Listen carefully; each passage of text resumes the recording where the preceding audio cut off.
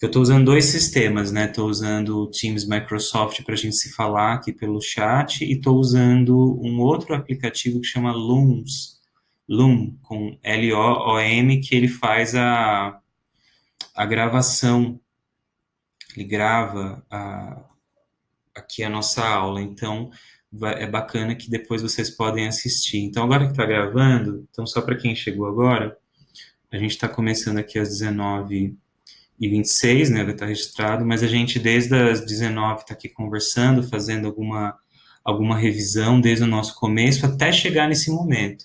Então, em que momento que a gente chega agora, né? A gente viu como foi o aprendizado de um adulto que não sabia muitas coisas, que era o Caspar Hauser, né? O filme que nós assistimos, O Enigma de Caspar Hauser. Foi muito bacana, a gente discutiu um pouco, e aí a gente foi discutir se ele mudou ou não. Foi uma discussão muito bacana também, muito boa.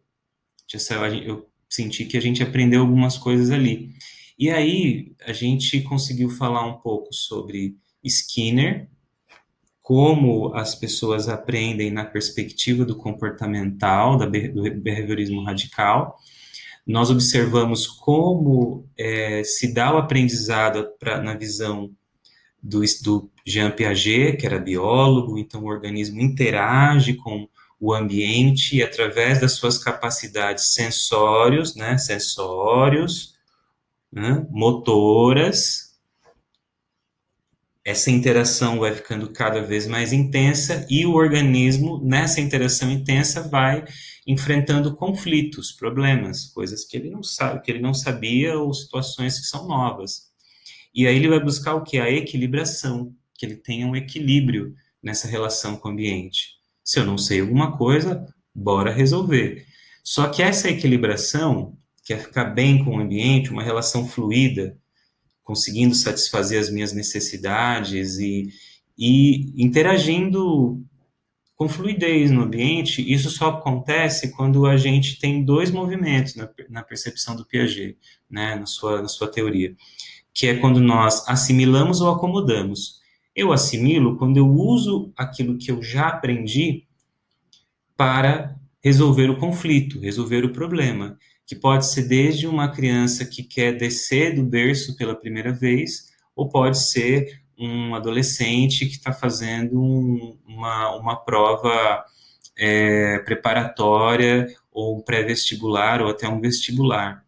Então, são conflitos, são situações problema, mas nós podemos usar o que nós já aprendemos. Mas e se eu não sei? É um problema totalmente novo, é uma situação que nunca foi enfrentada. Então, o procedimento que nós temos, ou o modo como nós buscamos a equilibração é através da acomodação. Nós acomodamos. E o que significa acomodar? Significa que a gente transforma nós mesmos. E aí acontece uma aprendizagem totalmente nova. O exemplo que eu dei em sala de aula seria, por exemplo, um adulto que está habituado a dirigir um carro manual e é obrigado, por uma circunstância, a dirigir um carro automático. Então, ele sabe dirigir, ele sabe as regras de trânsito, ele tem uma noção de espaçamento, então ele tem uma série de características que permitem que ele dirija, mas tem coisas ali que não cabem. Ele vai ter que se transformar, porque tudo aquilo que ele sabe sobre mudança de câmbio não vai adiantar nada. Sobre o uso de pedais, também não adianta, porque o pedal é diferente, o câmbio quase não existe.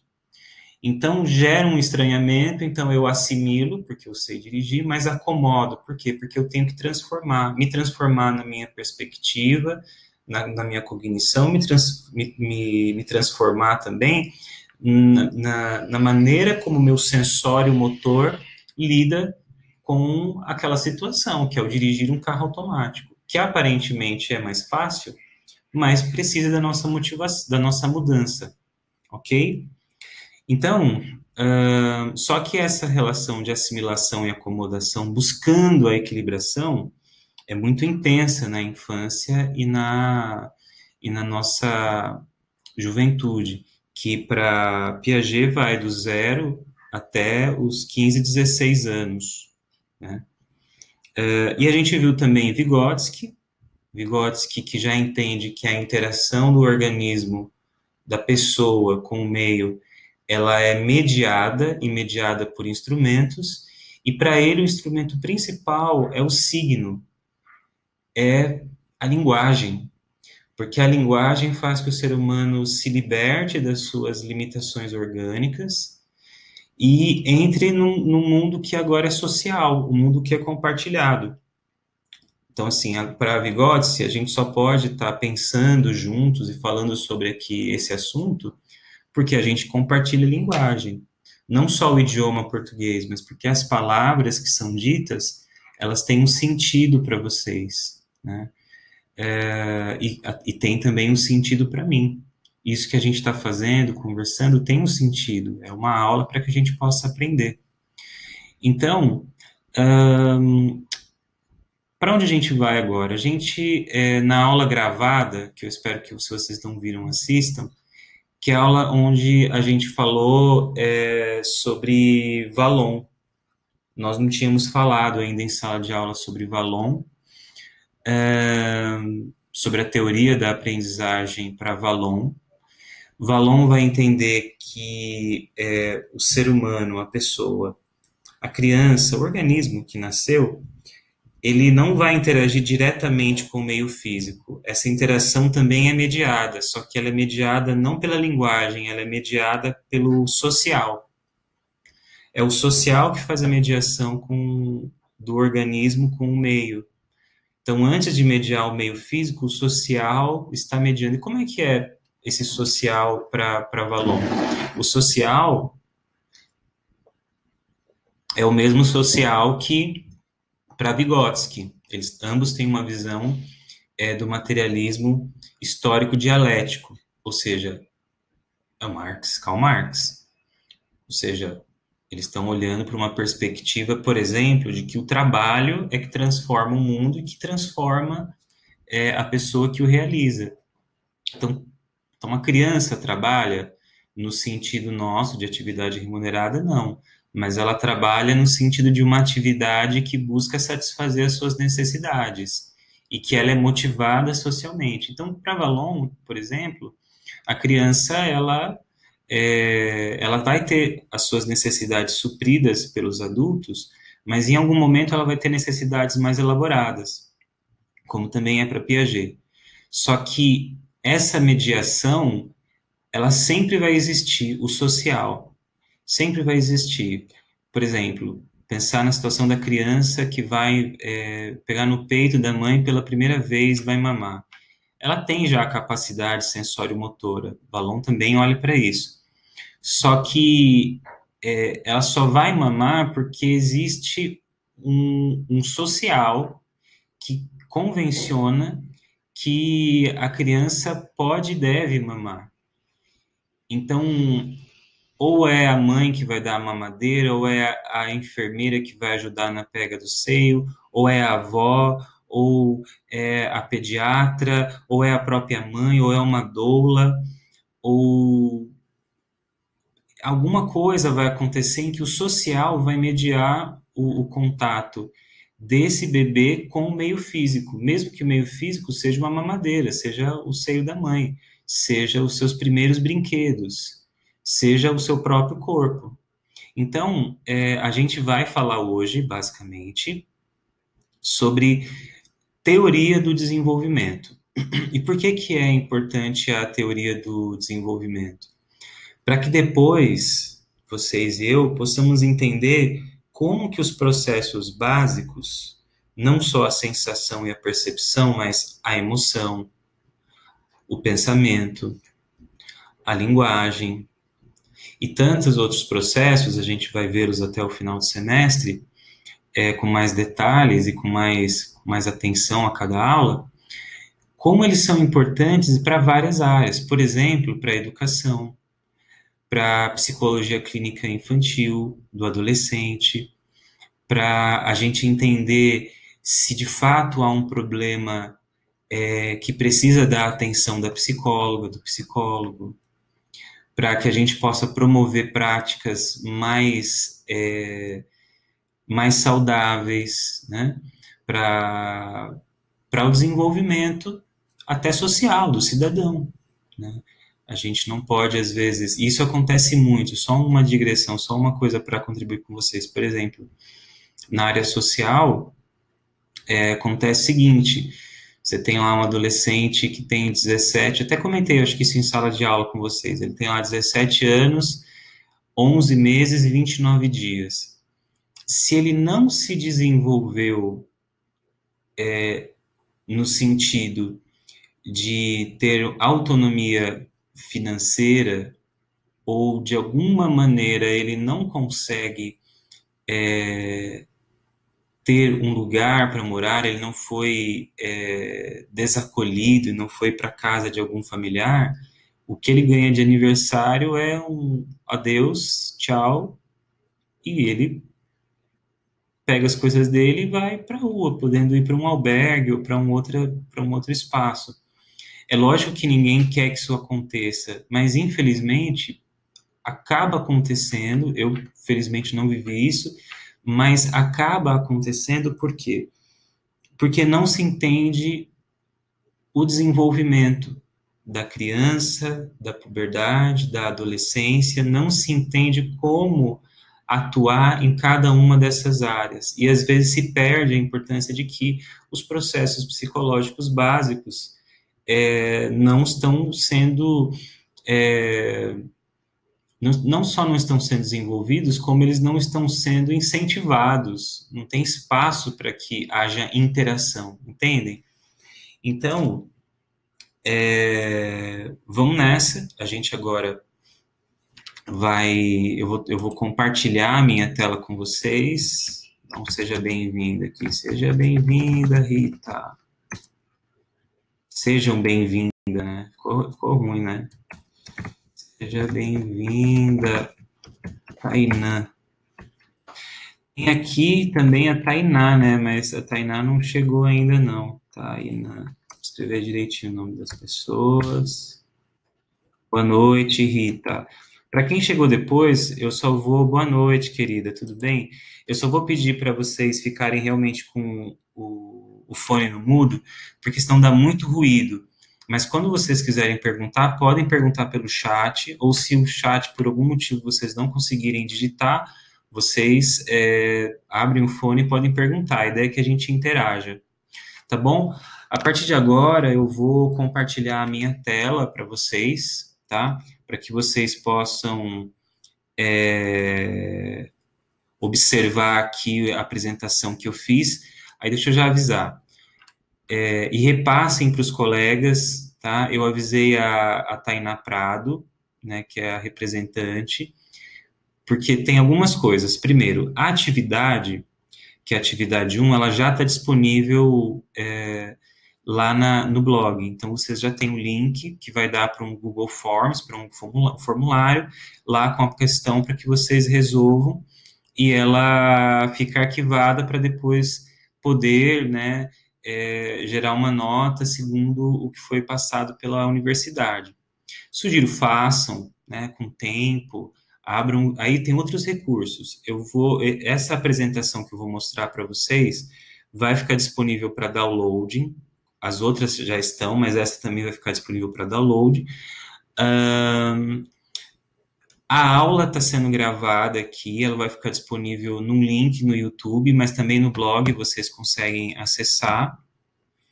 E que mais?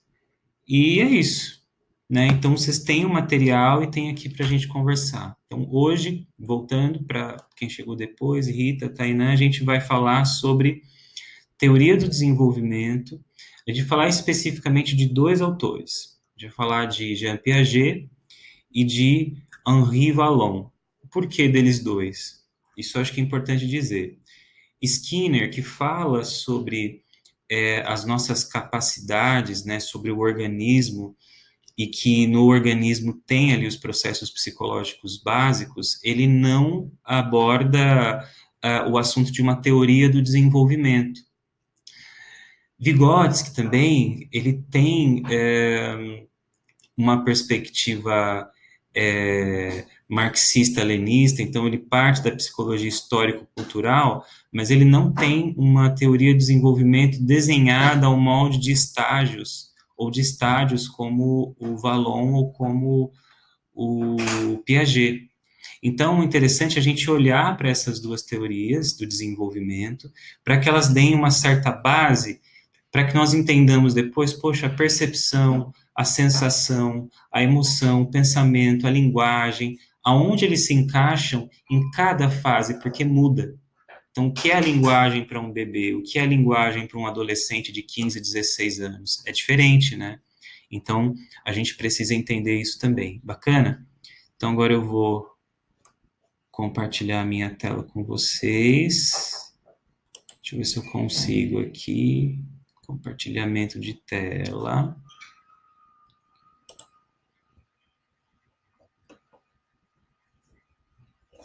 Tá. Vai ser a tela inteira mesmo. Legal. Vocês estão vendo a minha tela? Se sim, dá um ok aí, gente.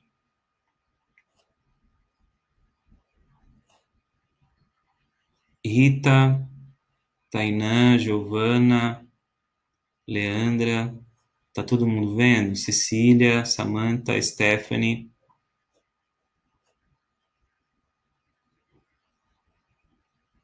Ah, tá escura, né? E agora, vocês conseguem ver? Peraí, peraí.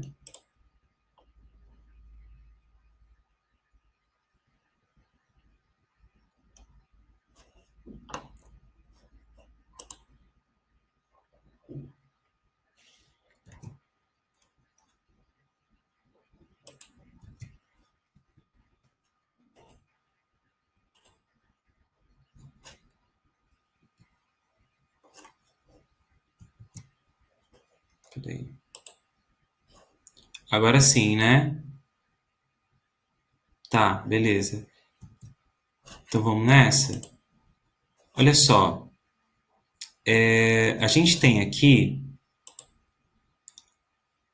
essa imagem que eu vou compartilhar com vocês. Teorias do desenvolvimento. A imagem eu escolhi, né? Porque ela mostra mesmo o desenvolvimento orgânico de um bebezinho, né? Que aqui não dá para saber se é menino ou menina, mas aí o fenótipo aqui vai parecendo ser do gênero feminino e vai desde o bebê engatinhando e andando e correndo, interagindo aqui com as mídias sociais, até chegar numa fase mais avançada. Então, a ideia é a gente então entender como se dá esse desenvolvimento. Vamos lá? Volta e meia eu vou sair aqui só para ver se está tudo bem. Beleza, então, bacana. Então, vamos lá. Então, contar. Legal. Então, vamos começar aqui, lá do bebezinho, e apresentar aqui os dois autores que são importantes para nós. Hoje, né, como eu falei, então a gente vai falar sobre o Piaget e vai falar sobre o Vallon. O Piaget, que é suíço, biólogo, psicólogo e epistemólogo, são coisas diferentes, mas que ele juntou numa forma de fazer, porque a pesquisa dele começa para responder a pergunta: como as pessoas conhecem? E como que o nosso conhecimento cresce? Porque ele observava que, diferente dos outros seres vivos, porque ele é biólogo, o ser humano vai desenvolvendo novos conhecimentos e vai aprendendo, e o nosso conhecimento vai crescendo. E isso, para um biólogo, chamou muita atenção e ele quis entender isso e vai estudar os bebês, começando ali pelos próprios filhos, anotando as coisas que ele vai observando, até que ele vai fazer isso de maneira como uma pesquisa interdisciplinar. Ele falece em 1980, mas deixa um legado muito grande, e principalmente porque na Suíça tem o Centro de Pesquisa em Epistemologia Genética de Piaget, então é um centro interdisciplinar que existe até hoje, que pesquisa sobre educação, sobre conhecimento, sobre desenvolvimento humano, e é bem bacana. Legal, na internet vocês conseguem achar muita coisa, até do próprio centro de estudos, como também publicações do mundo todo. Do outro lado, a gente tem o Henri Vallon, que ele nasce um pouquinho antes, ele nasce no século XIX, e acho que 1879, e ele falece em 1962, se eu não muito me engano, e ele é francês, ele é médico e é psicólogo também, e vai estudar o desenvolvimento infantil, ambos muito interessados em como o desenvolvimento infantil pode contribuir para a vida escolar, para a educação mesmo. E para nós aqui a contribuição justamente é uma coisa importante, que é vamos entender o que acontece em cada fase. E aí é legal dizer que as fases para esses autores são fases que não são iguais, tá? E outra coisa que é importante dizer, aqui voltou. Outra coisa que é importante dizer, eu colocando os dois um lado a lado, as fases não são iguais, elas são diferentes, e não quero de maneira nenhuma comparar os dois autores, tá? Os dois, assim como Vygotsky, como Skinner, como Freud, como Russell, como um monte de gente, eles são super importantes. Mas eles têm ideias que são parecidas, mas tem algumas ideias dentro da teoria de cada um que são bem diferentes. Isso não quer dizer que elas estão erradas. São formas diferentes de compreender os fenômenos, as coisas que acontecem no mundo. E tudo bem, porque o ser humano é muito complexo. E aí a gente precisa realmente de autores e pesquisadores diferentes. E tem uma coisa em nós também, que no futuro vocês vão poder fazer essa escolha, o que faz mais sentido para nós como psicólogos. Tem gente que vai gostar muito mais da teoria do Piaget, e tem gente que vai gostar de trabalhar, de olhar o mundo, de olhar a prática pelo olhar de Vallon ou de tantos outros pesquisadores. Então, o importante para nós hoje é entender as duas propostas. Elas são diferentes, não existe uma melhor que a outra, mas é importante para fortalecer o nosso conhecimento. Tá legal? De vez em quando eu vou saindo aqui da tela só para ver se tá tudo em paz aí no... Deixa eu ver se eu consigo, né? Porque pelo jeito eu não estou conseguindo. Bom, qualquer coisa vocês abrem o microfone aí, tá? Agora eu não estou conseguindo voltar. Ah, consegui. Ah, legal. Tá. Tá bom. Muito bem. Então vamos nessa. Então, vamos começar falando do Piaget. Tá? O Piaget, ele tem 4 estágios. E ele usa a palavra estágio, diferente do Vallon, que vai usar a palavra estádio. Basicamente, não tem uma diferença, porque um usa estágio e o outro usa estádio.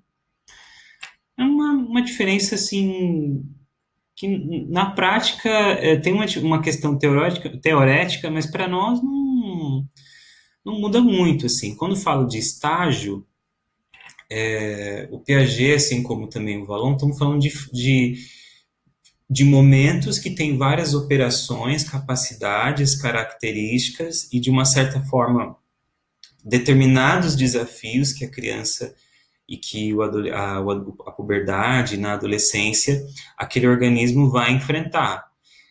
São escolhas, né? Então, para Piaget, a gente vai falar estágio, e para Vallon é estádio.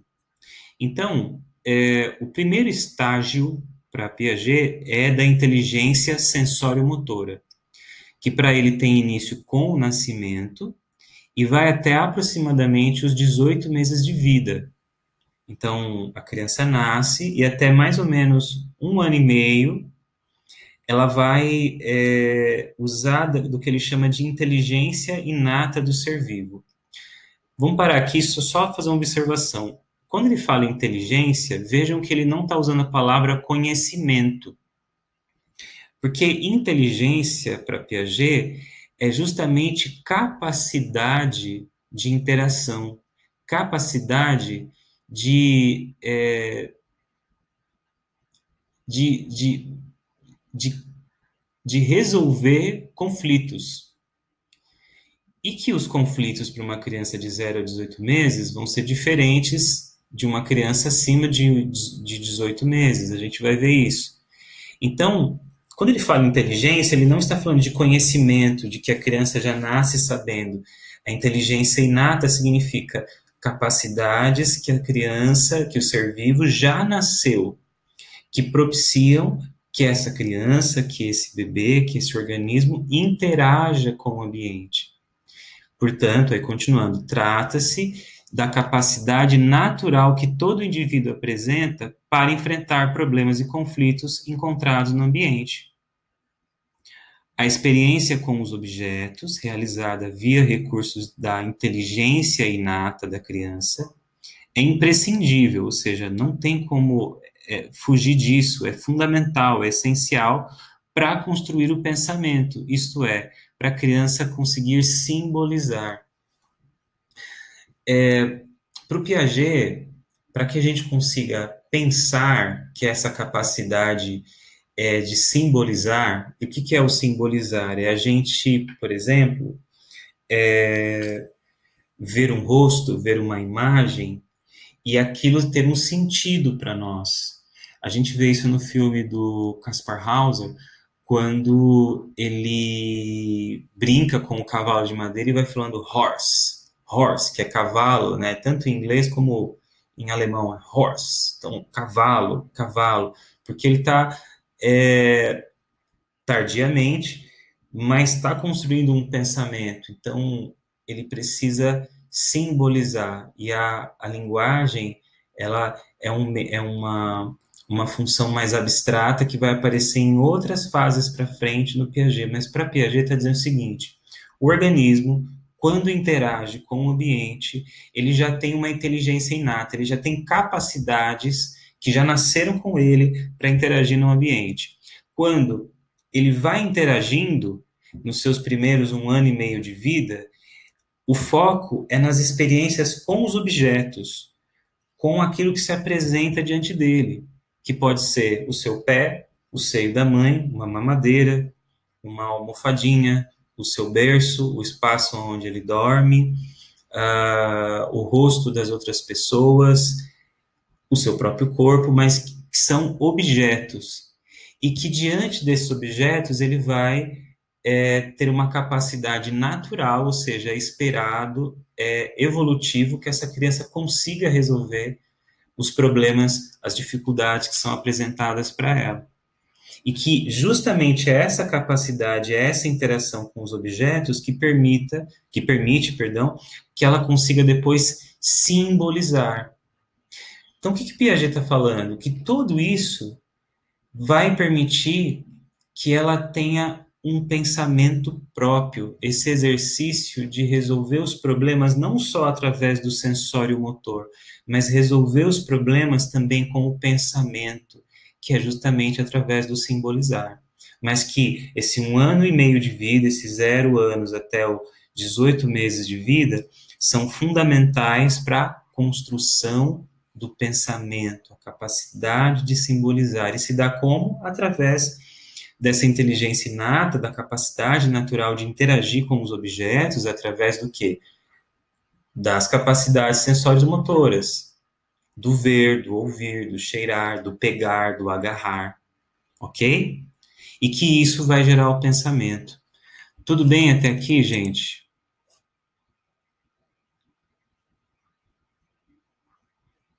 Posso repetir, sim. Tá, repito sim.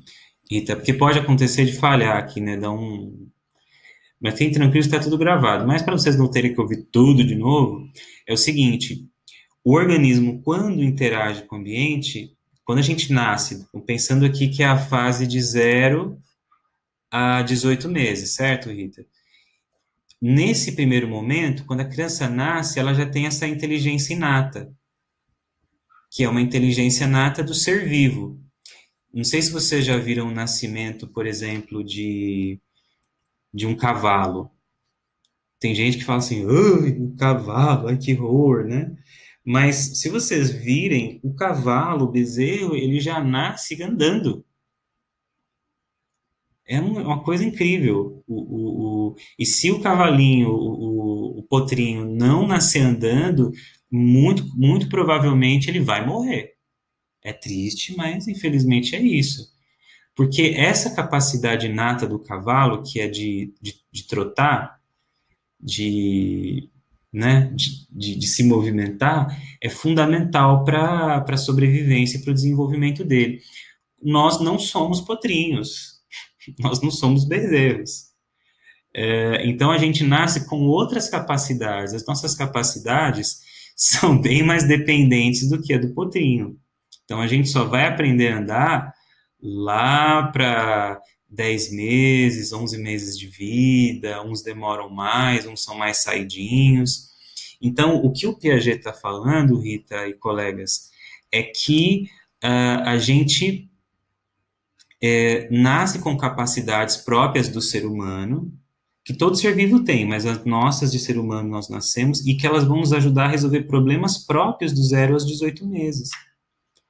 E que essa experiência com os objetos que estão diante da gente, essa interação do organismo com o meio, através das nossas inteligências, do agarrar, do sugar, do olhar, do reconhecer, né, do pegar, do cheirar, né, porque o cheiro também é importante, porque também é uma faculdade, é uma inteligência sensório-motora, vão permitir que a criança construa o que? O pensamento, que ela construa a capacidade de resolver os problemas sem precisar tanto das suas capacidades sensório-motoras. Ela vai continuar utilizando, mas isso é um aprendizado.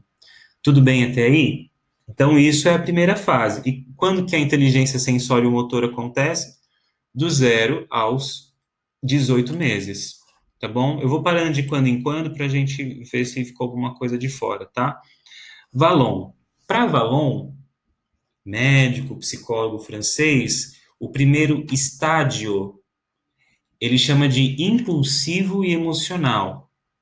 Tem início com o nascimento também, mas vai aproximadamente até 1 ano de vida. Já é diferente do Piaget. Piaget vai até 1 ano e meio.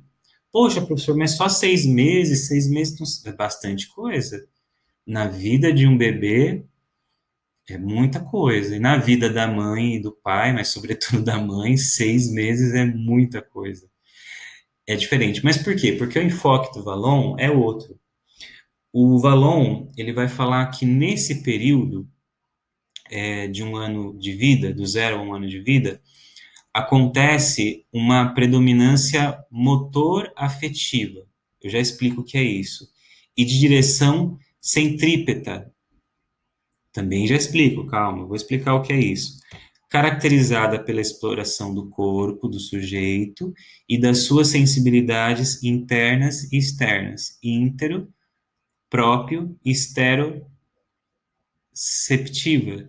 Olha só, essa palavrinha não é tão estranha para a gente. Lembra das sensações dos receptores, dos introceptores, do extroceptores e dos proprioceptores? Então, a gente já está vendo alguns processos básicos aqui. Então, vamos por partes, como diria a Jack, para não falar a outra pessoa, né, que a gente também traz de vez em quando. Então, o que acontece nesse 0 a 1 ano de vida?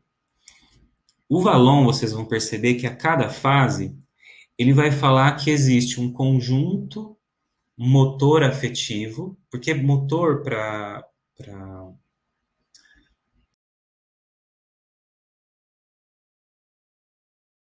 só que para o Vallon ele vai chamar de motor ou psicomotricidade.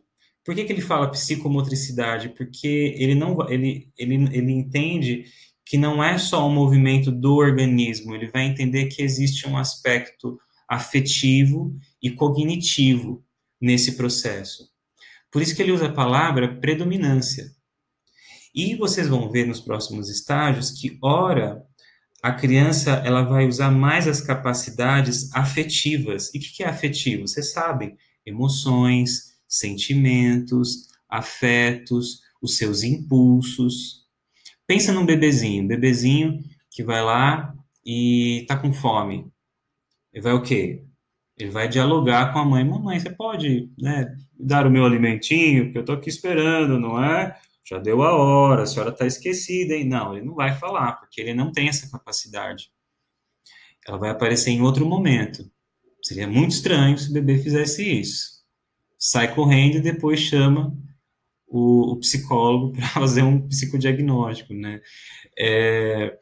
Mas veja, o que o bebê vai fazer? Ele vai chorar. Motor afetivo. Se ele está desconfortável, ele também vai chorar. É um outro tipo de choro. As mães, os responsáveis sabem. Se ele está com cólica, ele vai chorar. E ele vai usar a motricidade dele e os seus afetos para interagir com os ambientes. Só que esse conjunto motor afetivo do qual o Valon fala, também existe uma outra característica aqui no primeiro estágio. Percebam que ele é impulsivo e emocional. Estão percebendo a diferença? E ele vai falar que a direção é centrípeta. Pô, professor, eu lembro desse nome na aula de física, mas já faz tempo. E eu vim fazer psicologia, né? Se eu fosse bom em física, né? Mas eu gosto de psicologia, que bom. Mas vamos lembrar, quando a gente fala direção centrípeta, a gente está falando da direção, nesse caso para Valon, a direção para si mesmo, voltada para si. Ela é voltada para dentro. Se ela fosse uma direção centrífuga, como uma força centrífuga, ela é uma força que ela se dirige para fora, para o ambiente. Então, imaginem como se tivesse uma balança. Ora, essa balança no desenvolvimento do bebê, para Valon, é da direção centrípeta, ou seja, para o próprio indivíduo, para o próprio bebê, para a própria criança, para o próprio adolescente, para o próprio organismo. E tem outros momentos que essa direção é centrífuga, ela é para fora. E tem momentos do desenvolvimento da criança que o conjunto vai ser motor afetivo, ou vai ser o conjunto afetivo mais predominante. Mas tem outros momentos no desenvolvimento da criança, nós vamos ver nos estádios do Valon, que vai ser o conjunto cognitivo predominante. Não quer dizer que não tem afeto, mas predominantemente vai ser o cognitivo. Isso é interessante para nós por quê? Porque mostra que para Valon o aspecto das emoções, dos afetos são super importantes. E ele vai considerar isso também quando ele aplicar a teoria do desenvolvimento que ele desenvolveu na área educacional, quando ele vai pensar o sistema francês de educação, que está em vigor até hoje, muito influenciado lá na França, pelas proposições do Valon. Então, até 1 ano de vida, de 0 a 1 anos, a criança vai interagir com o meio através, predominantemente, do seu conjunto motor afetivo, ou seja, sensório-motor, ver, cheirar, degustar, ouvir, se movimentar, agarrar, e dos seus afetos também. Dos seus afetos, das suas emoções. E numa direção centrípeta, voltada para si. Por isso que ela é caracterizada pela exploração do próprio corpinho, pela sensibilidade externas e internas, ou seja, bebê, opa, tô com cólica, sensibilidades internas.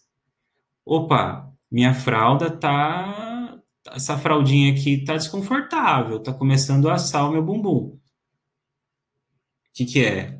É estereoceptiva. Por quê? Porque é para fora. Mas é para fora onde? No organismo. Se o bebezinho tiver uma sensação de quase queda, ele pode chorar, afeto, mas também é motor afetivo. E ela é voltada para quem? Para o seu próprio corpo. Percebe? A descoberta do bebê é do próprio corpo. E ela é voltada para si e através desse conjunto afetivo. Isso acontece do 0 até 1 ano na teoria de desenvolvimento do Vallon. Tudo bem até aqui, gente? Perguntas? Tá rindo aí, Rita? Amabile, seja bem-vinda, querida. O que você perdeu tá gravado, tá? Juliana entrou e saiu. Eu nem viu Juliana entrar. Tudo bem aí, gente? Pode continuar? Dá um ok. Ou não, né? Tá tudo bem? Pode seguir? Pode continuar. Ok, vamos lá, então. Então, a gente viu que tem essas duas primeiras fases. Percebam que já tem uma diferença. Para Piaget, é de até 18 meses, e aqui ele está falando da capacidade natural, a interação sensório-motora, para construir o pensamento, pensando na resolução dos problemas e conflitos que são encontrados na interação com o ambiente. Percebe que tem um enfoque mais organicista, mais no organismo.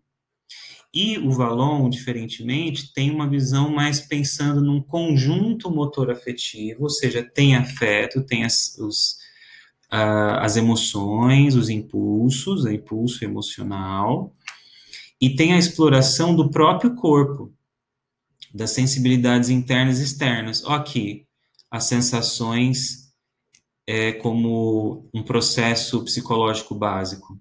Viram que interessante? Ah, mas professor, no outro também tem. Tem, mas ele pensa de uma maneira um pouco diferente. Perceberam a diferença?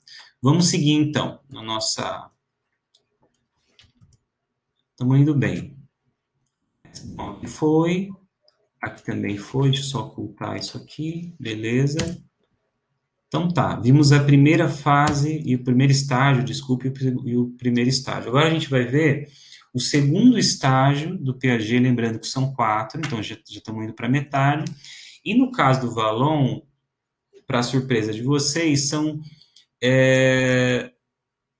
7 estágios para Vallon. Poxa, professor, porque a gente vai perceber que ele faz umas divisões de faixa etária onde o Piaget não faz. Por quê? Porque o Vallon está olhando por uma outra perspectiva. E o Piaget está olhando para uma perspectiva também diferente. E tudo bem, mas vamos entender. Piaget primeiro. Segundo estágio, perdão, é o que ele chama de representação pré-operatória. Né? A primeira é a inteligência sensório-motor, que nós acabamos de ver, e a segunda é chamada de representação pré-operatória. Então, ela vai do 18 meses de vida, né, 1 ano e meio, e vai se efetivar, ela vai terminar, ou vai se consolidar, até os 7 a 8 anos de idade, aproximadamente. E quais são as características desse segundo estágio? Configura-se pela possibilidade de representação, ou seja, pela capacidade de pensar simbólica e abstratamente. É um momento crucial da representação através da linguagem, da capacidade de representar um objeto por meio de um símbolo e uma imagem mental. Lembra quando a gente falou no estágio anterior que a interação que a criança tem com os objetos por meio das suas capacidades sensório-motoras e ela vai resolvendo seus conflitos, vão preparando ela para o pensar simbolicamente? Então, para Piaget, do 1 ano e meio de vida até os 7, 8 anos, ele vai chamar de representação pré-operatória essa fase que a criança consolida, desde 1 ano e meio de vida até os 7, 8 anos, o pensar abstratamente, o pensar simbolicamente. É aí que a criança vai entrar na linguagem. E o que é a linguagem? Por exemplo, o falar, o escrever, o desenhar, ou ver imagens e ter uma imagem mental sobre alguma coisa. É uma capacidade simbólica de abstração. Quando vocês pedirem para uma criança, desenha uma criança de 6 anos, por exemplo, 5, 6 anos, desenha um bicho para o tio. Aí eles vão desenhar um bicho. E talvez não fique muito bem feito, tá? Não espera, sempre que vocês vão encontrar aí o Leonardo da Vinci e tal. Às vezes é outra coisa, né? Mas se eu perguntar para ele o que é isso, isso aqui é um leão. E você vai pedir para ele explicar o leão, ele vai te falar, isso aqui é a juba, isso aqui é o corpinho dele, isso aqui é o rabo, porque ele já tem a capacidade simbólica. Se você pergunta para uma criança, você quer uma fruta? Tem banana e maçã. Qual você quer? Eu quero maçã. Mesmo que você não mostre a fruta. Por quê? Porque ele já sabe, ele já consegue simbolizar. A palavra maçã representa o objeto concreto maçã. A palavra banana representa o objeto concreto banana. Por quê? Porque ele já interagiu sensório-motor desde do 0 ano de vida, e essa construção do pensamento abstrato simbólico vai se consolidar aos 7, 8 anos, que é qual fase? Quando a criança vai aprender a ler e escrever. E só aí que talvez ela vai conseguir, vai se esperar dela, uma efetivação do pensar simbolicamente. Entenderam? Agora, o que é importante a gente dizer, e eu vou trazer o Vygotsky aqui. Para o Piaget, e essa talvez é a diferença grande entre Piaget e Vygotsky, Piaget entende que o pensamento vai gerar a linguagem, que é o pensamento abstrato e simbólico que permite a representação das coisas através da linguagem. A linguagem só existe para Piaget porque existe o pensamento abstrato e simbólico. Para Vygotsky, é o contrário. É a linguagem, quando o ser humano socialmente é inserido no mundo da linguagem através dos adultos, através daqueles que estão ao seu redor socialmente fazendo esse papel, dizendo que é banana, isso aqui é banana, como é que é o nome dessa fruta? Nanana.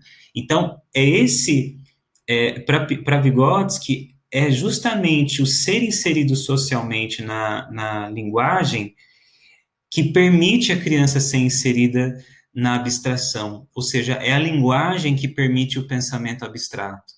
Aí vocês percebem que é difícil a gente defender o Piaget ou defender o Vygotsky. Quem que está certo? Quem está errado? Eu sei lá. O que dá para dizer é o que de repente faz mais sentido para a gente. E aí isso é muito pessoal, mas que os dois têm uma contribuição enorme para a ciência psicológica e para o desenvolvimento, isso não tem nem o que falar. Piaget, o pensamento abstrato, simbólico, é que vai permitir a entrada na linguagem. Não tem linguagem sem pensamento, sem abstração. Agora, para Vygotsky, é o contrário.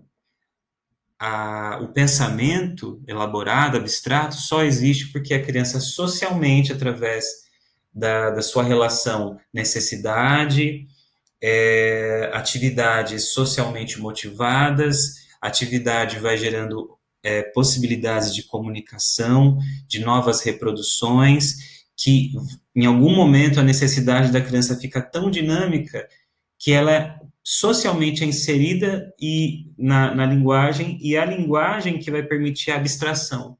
Ela começar a ser livre do seu próprio corpo e começar a resolver os problemas, os conflitos através do pensamento, ou seja, é a linguagem para Vygotsky que insere o pensamento. Tudo bem até aí, gente? Falamos sobre o segundo estágio de Piaget. Ficou denominado? Então, a gente falou, Rita, a gente falou sobre o primeiro estágio. Agora, o segundo estágio é a representação pré-operatória, que é esse que a gente está falando, tá? Então, tá aqui, ó. Eu vou mandar depois para vocês, vai ficar lá no blog para download, mas é segundo estágio, representação pré-operatória.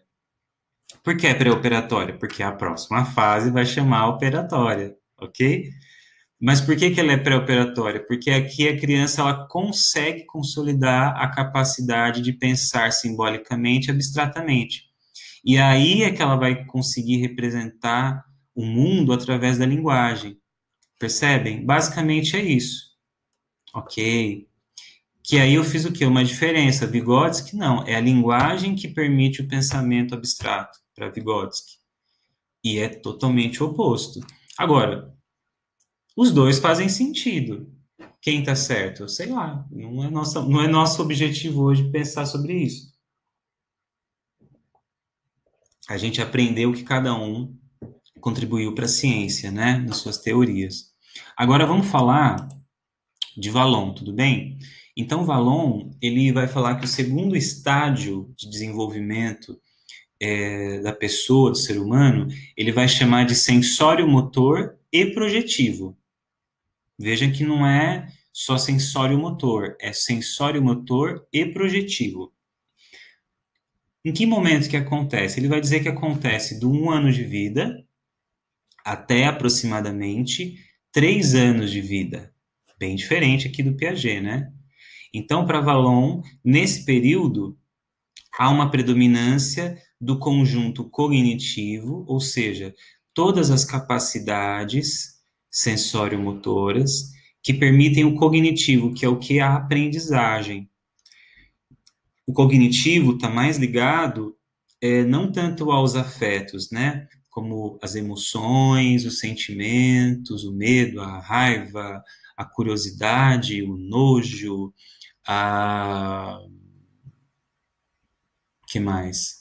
Os impulsos, não, o cognitivo está mais ligado a, de fato, o pensamento. Agora, e a capacidade de aprender. Agora, para Vallon, a direção em que isso acontece é aquela centrífuga, que é o movimento para fora. Para fora. É para fora. É sempre uma direção para fora. Então, quando a gente vai lá e coloca na máquina de lagar, não, agora tem lá o enxágue, agora tem o momento da. Tem que centrifugar, é a centrífuga da máquina de lavar. Por que ela está fazendo isso? Porque o movimento que a máquina faz é para permitir a expulsão de qualquer líquido para fora, e o movimento que faz com as roupas é justamente para fora, no eixo, mas é uma força que ela se expande para fora. E o que isso significa para a criança? Que nesse 1 ano até os 3 anos de vida para Vallon, ela vai explorar de maneira concreta o espaço físico ao seu redor, através da sua capacidade sensório-motora. Então, ela vai, sim, agarrar, segurar, manipular, sentar, apontar, andar, mamar, comer, olhar, todas as suas capacidades sensório-motor, tocar, tudo isso, mas de maneira projetiva. Por quê? Porque ela se volta para fora, não mais para o seu próprio corpinho, ela não vai agarrar, segurar, colocar na boca, perceber a sua cólica, o seu desconforto a partir de si mesma. Ela vai olhar o ambiente, ela quer explorar o ambiente. E explorar de maneira concreta o espaço físico ao redor dela. A criancinha de 1 ano, 3 anos, não, perigo! Os pais têm que ficar de olho, porque a criança nessa fase, a criança também nas creches, então os educadores que trabalham nas creches aí da prefeitura da nossa cidade, tem que ficar de olho, porque a criancinha está numa fase de explorar concretamente, e ela está numa direção centrífuga, para fora. É claro que ela vai ser acompanhada e auxiliada pela linguagem. Por exemplo, dizer, não pode, tem perigo, vamos brincar de outra coisa. Com esse você pode brincar. E aí a linguagem, por exemplo, ela vai nos ajudar em muitos sentidos, nos auxiliar nesse processo. Mas pensando em capacidades desse indivíduo, dessa criança, já não é um conjunto motor afetivo e a direção não é centrípeta. Ou seja, a criança não está usando as suas emoções, principalmente, para interagir com o meio, para aprender, para se desenvolver. Não, ela está usando mais o seu conjunto cognitivo, ou seja, a sua capacidade de aprender coisas. E a direção não é mais para si mesma, a direção é para fora. Ela quer explorar de maneira concreta o ambiente. E parte desse ambiente também compõe a linguagem. E essa fase sensório-motor e projetiva, ela vai, esse estágio, perdão, ela vai de 1 ano até 3 anos de vida. Tudo bem até aí? Ok? Os dois contribuíram de forma diferente. Os dois queriam falar da teoria do desenvolvimento, Rita, mas o olhar deles era diferente, né? Não tem jeito. E tudo bem, faz parte do nosso processo científico, né? A psicologia estuda um objeto tão complexo chamado ser humano, que não tem dois seres humanos iguais, então a gente vai sempre precisar de vários olhares, né? O importante é como eles fizeram isso, foi de forma científica, foi como? Observando, registrando, não dá para descartar nenhum. Eu gosto dos três. Eu gosto no sentido de que,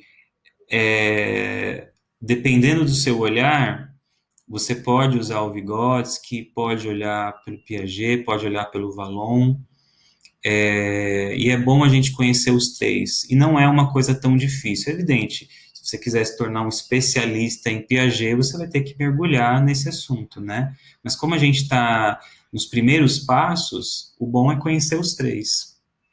Legal? Vamos nessa?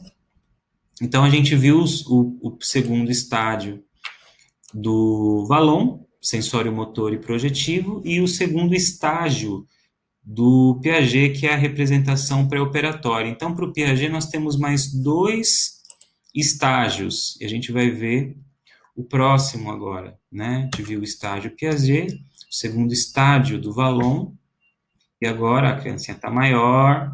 Agora a gente vai ver o terceiro e penúltimo estágio do Piaget e o terceiro estágio do Vallon. O estágio do Piaget, ele vai chamar, como a gente viu, né, operações concretas, né? Então não é mais o pré-operatório, agora é as operações concretas. E o que acontece em que fase? A primeira fase para o Piaget, inteligência sensório-motora, do 0 até 1 ano e meio de vida, 18 meses.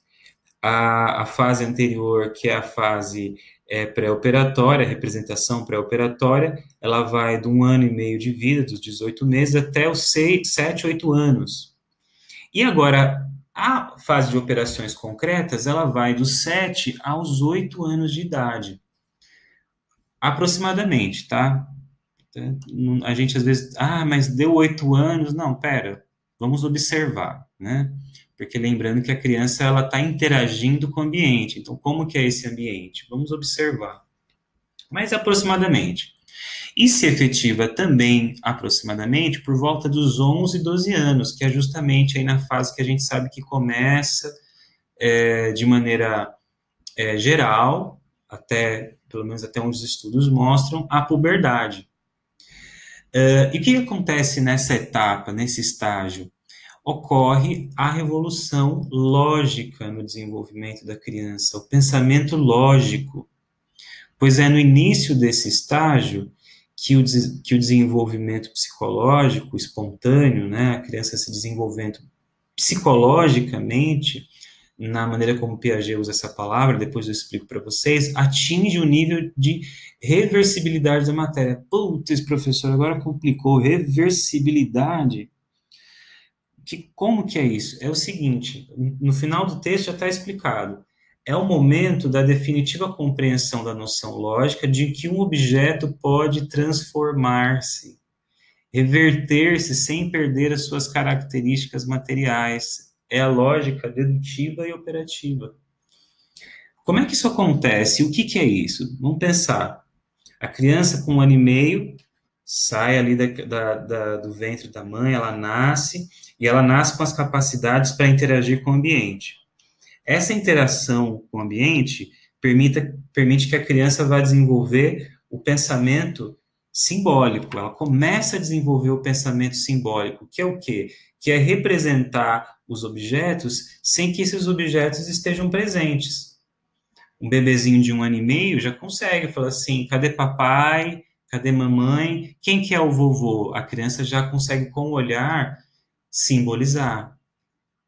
Ela já sabe quais são os seus brinquedos, ela sabe aonde ficam as coisas dela, mesmo que motoramente ela ainda não tem a agilidade de uma criança que tem já a sua motricidade fina desenvolvida, mas ela já tem a capacidade simbólica. Na fase anterior, que foi a representação pré-operatória, a criança, até os 7, 8 anos, ela é inserida, de 1 ano e meio até os 7, 8 anos, na linguagem. Por quê? Porque ela chegou à maturação do seu pensamento simbólico abstrato. Então, o pensamento simbólico abstrato permitiu que ela entrasse na linguagem. Agora que ela entrou na linguagem, com 7, 8 anos, dessa capacidade que é a linguagem do pensamento abstrato, até os 11, 12 anos, ela vai conseguir fazer essa revolução lógica. E o que é mais importante para o Piaget? É justamente esse termo aqui, que é a reversibilidade da matéria. Significa exatamente isso, que um objeto pode transformar-se ele pode se reverter sem perder as suas características materiais. Um exemplo, você pode, por exemplo, uma compreensão muito simples, falar de culinária. Você pode mostrar para a criança, pode ver que a criança com 7, 8 anos, ela começa a se interessar muito pela cozinha, se ela tem uma família que tem uma tradição de culinária, ou a criança começa a se interessar por outras coisas, como, por exemplo, transformar um pedaço de bambu em uma armação para uma pipa, transformar os ovos em um omelete, em um bolo, transformar a cola tenaz com outras coisas que vocês não me perguntem o que é, no tal do slime. Então, as crianças gostam de entender essa capacidade de como a matéria ela não perde as suas propriedades, as suas características materiais, mas ela pode se reverter. É como a água, que pode ter o seu estado líquido, gasoso, e o seu estado condensado, né? Falei certo? Né? Líquido, gasoso, condensado, e não perde as suas características, ela continua sendo água. Então, desde o pensamento da observação, que também é sensório-motor, mas a capacidade de abstração que permitiu a linguagem, permite que a criança entre no raciocínio lógico, que é o que o Piaget vai falar, que é a lógica dedutiva e operativa. Por quê? Porque a criança, através da lógica, consegue chegar ao final de um processo sem ter que fazer a operação. Então, se você conta para uma criança uma história lógica, com começo, meio e fim, ou uma operação matemática, multiplicação, divisão, soma, subtração, ou outras operações, a criança começa a entender o desencadear lógico das coisas, ela começa a operar sobre essas coisas. Então, ela assume uma capacidade de, através do pensamento simbólico, da linguagem e agora da lógica dedutiva e operativa, a transformar as coisas, porque a matéria pode ser revertida. Porque eu posso transformar as coisas e sei que elas são transformadas sem perder as suas características. Interessante, né? Legal até aqui, ficou claro? Stephanie saiu, Stephanie voltou. Stephanie saiu, Amabile saiu, Stephanie voltou. Vocês decidam, tá, Stephanie e Amabile? Não precisa brigar, vocês podem ficar aqui, depois. Tudo bem aí? Tudo bem? Podemos prosseguir? Tudo bem? Perguntas? Tudo bem, Giovana? Rita? Quem mais está aqui? Crisinha? Stephanie, Cecília, tá quietinha, Cecília?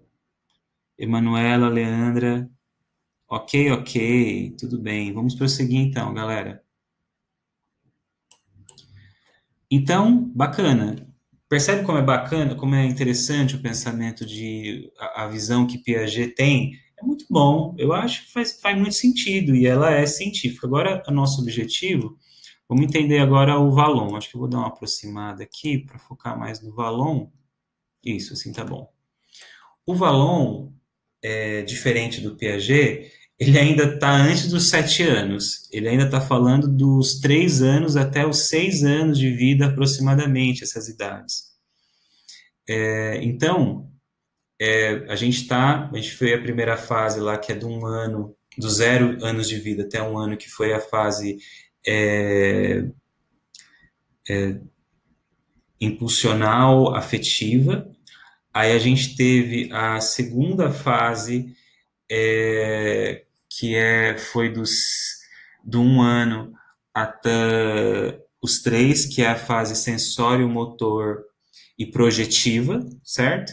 E agora a gente está na terceira fase, ou no terceiro estágio, que são dos 3 anos de vida até os 6 anos. E o que acontece nessa fase na perspectiva do Vallon? É nesse estágio que há uma predominância afetiva, de novo os aspectos aí, emoção, afeto, sentimentos, e uma direção centrípeta. Lembra que centrífuga é para fora, é para o ambiente, e centrípeda é para dentro, é para si.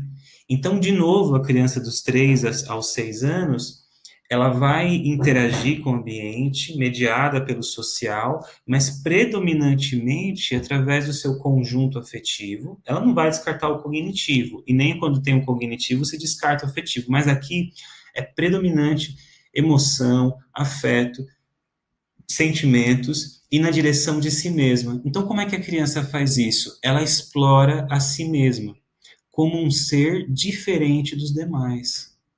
É nesse estágio que a criança começa a construir a sua subjetividade, mas por meio da oposição, da sedução, da imitação.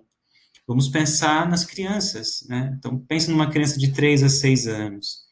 É nessa fase que ela vai querer começar a se fantasiar de Frozen, de Let It Go, não é mesmo?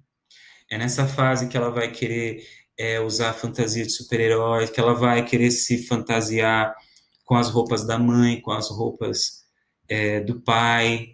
Ela vai imitar, então, os comportamentos. O brincar pode ser um brincar de boneca, porque não por uma questão só, evidentemente, social, embora o Vallon admite que é o social que media o contato com o ambiente, com as coisas físicas. Então, isso é social, e a gente tem que fazer uma crítica a isso, né? Por que as crianças brincam como brincam, né? Será que elas brincam porque é o que os adultos, o social permite, né? Mas vamos imaginar um menino ou uma menina que brinque de boneca. O que a criança está fazendo? Ela pode estar imitando um adulto. Por quê? Porque ela observa os adultos cuidando das crianças, cuidando dos bebês. Então, por que a criança gosta de brincar de bebê, ou de carro, ou de um monte de coisas? Porque ela está imitando.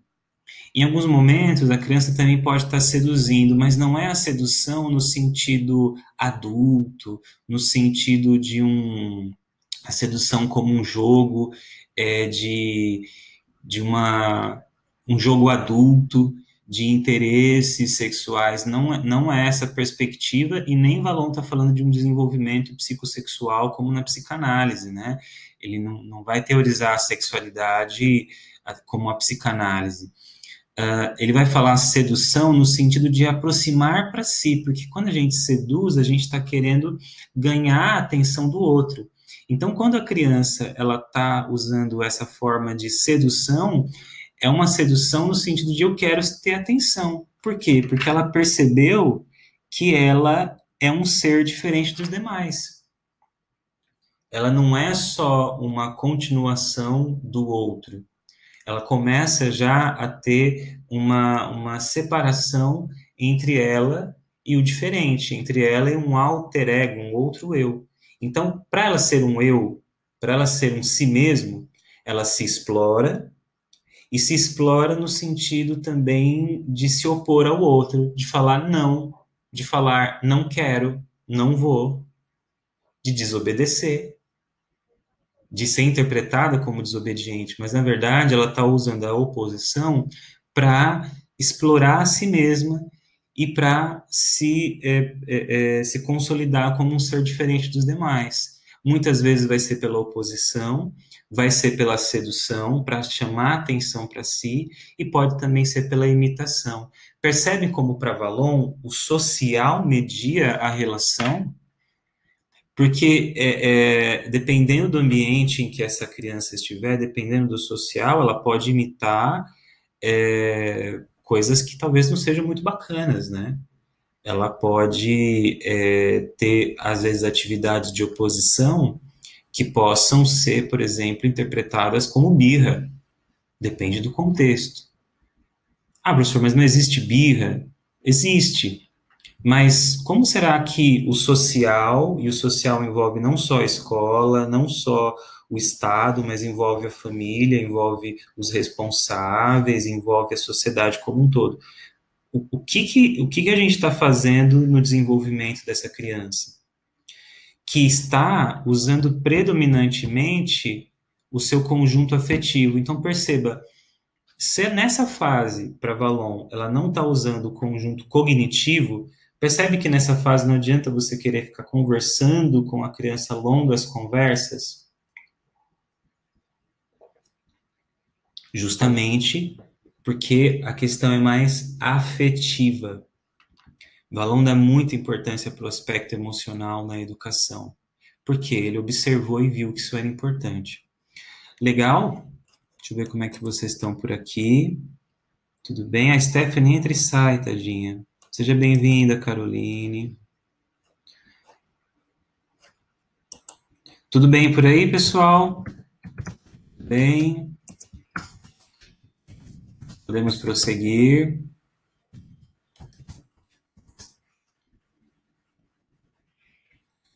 Ok. Giovana, tudo ok. Maravilha. Tô gostando. Sim, Leandra. Maravilha. O áudio tá bom, né? Que eu só vou descobrir depois. Ah, tá bom. Porque eu só vou descobrir quando eu ouvir a gravação. Então vocês têm que ir me falando. Então, beleza, vamos continuar. Então a gente percebe que tem uma diferença bem importante aqui entre. Opa, vamos voltar. Volta. É nessa hora que quem tem labirintite sofre, né? Então percebe que tem uma diferença bem grande já entre as duas propostas.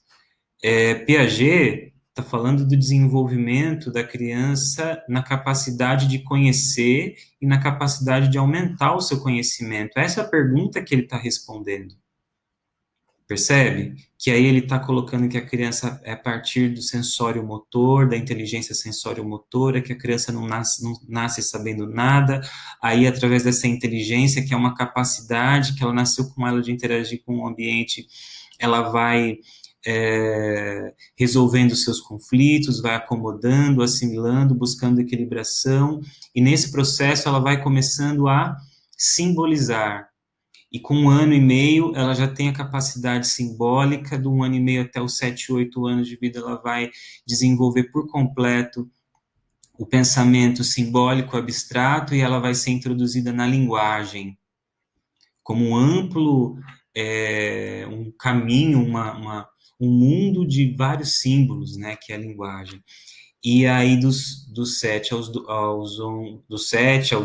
né, dos 7, 8 anos aos 11, 12 anos, ela vai desenvolver no seu aspectos psicológicos esse nível de reversibilidade da matéria, que é a noção lógica que as coisas se transformam. Então eu posso fazer uma reversão com números, que é também uma forma de representação simbólica. Eu posso reverter com a própria matéria, com os objetos.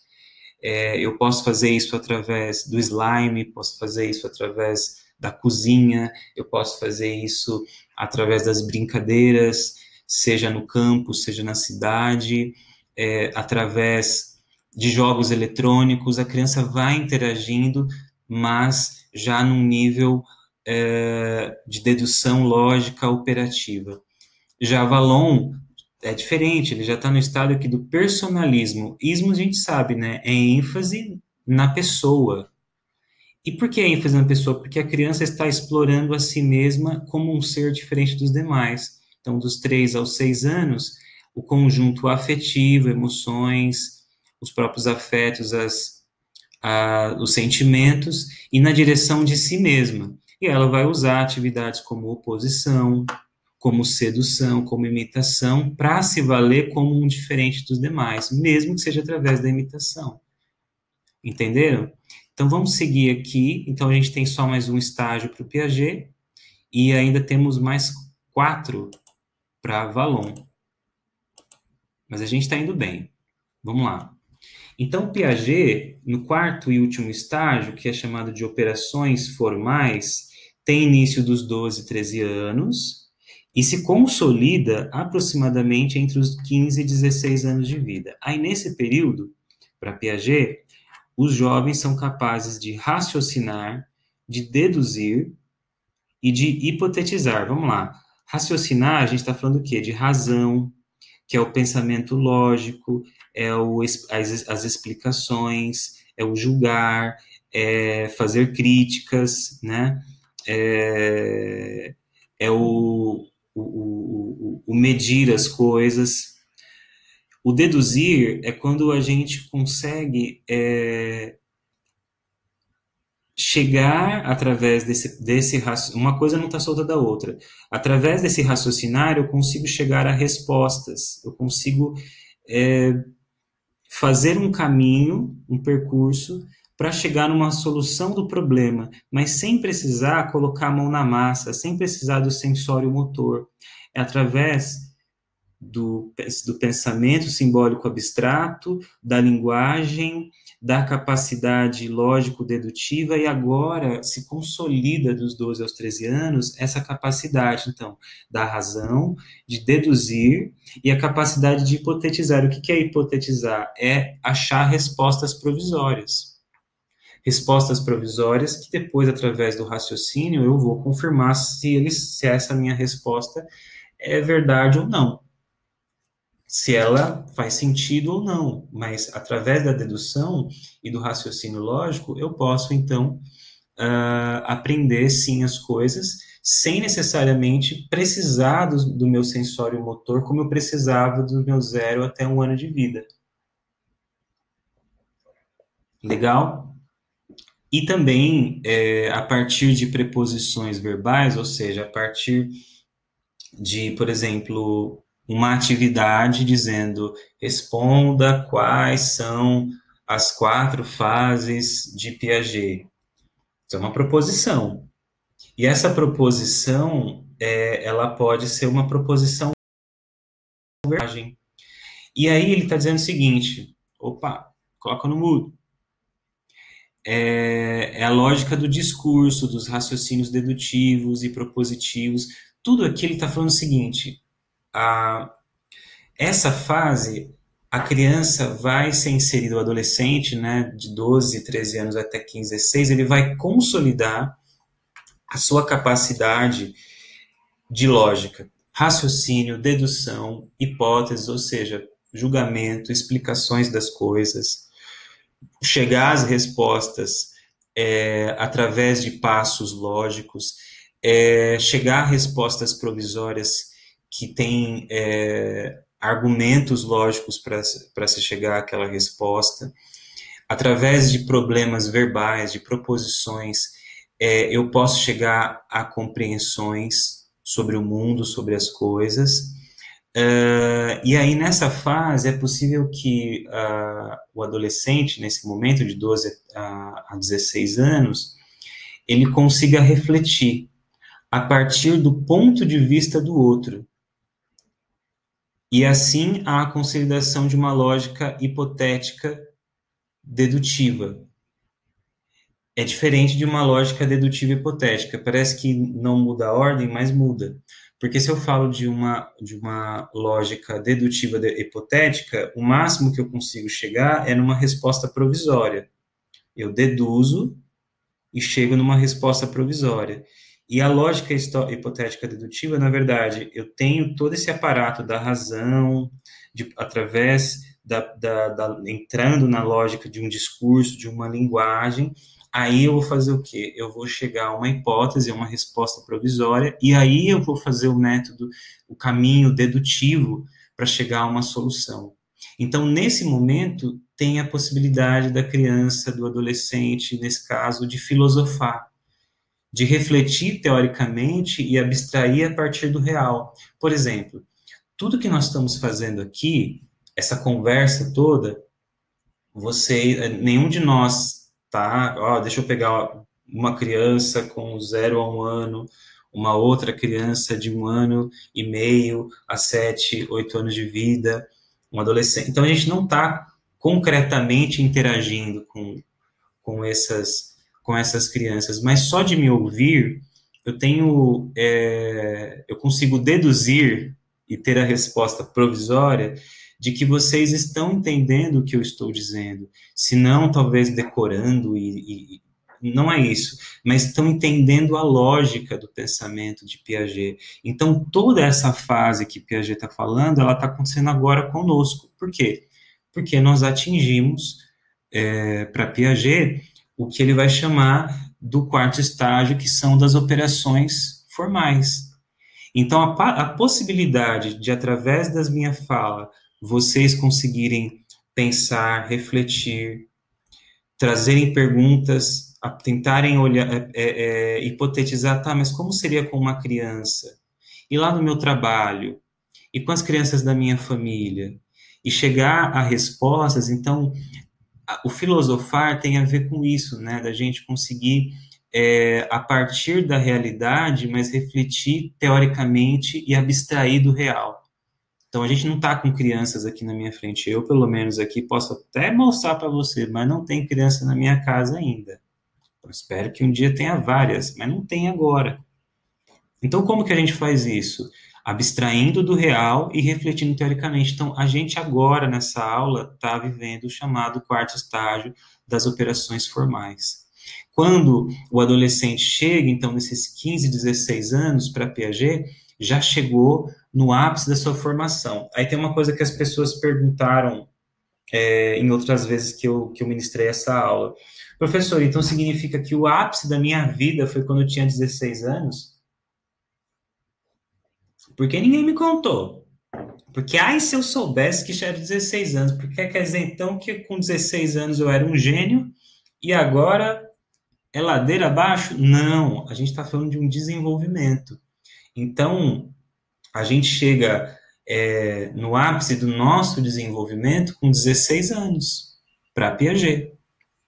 Isso não quer dizer que nós não vamos aprender coisas novas. Vocês estão aprendendo coisas novas agora. Mas isso não quer dizer que vocês chegaram no seu limite do aprendizado. Mas que todas as características de operações formais vocês já têm.